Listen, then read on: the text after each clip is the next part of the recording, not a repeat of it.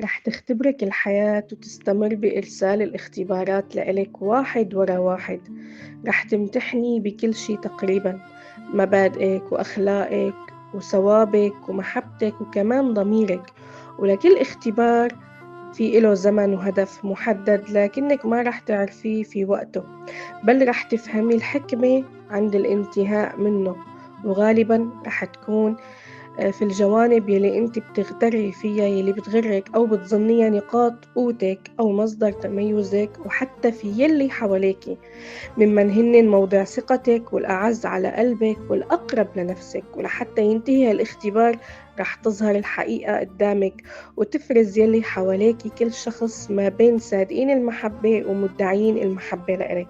رح تشوفي إنِّك طلعتِ من هي الاختبارات بأشد عزيمة وأوضح رؤية وأكتر حكمة.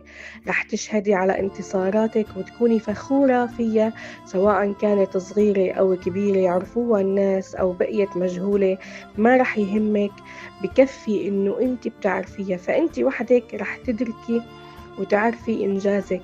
هذا الشي يلّي بتطلبيه من شجاعة لتطلعي منها منتصرة وسليمة. بكفّيكِ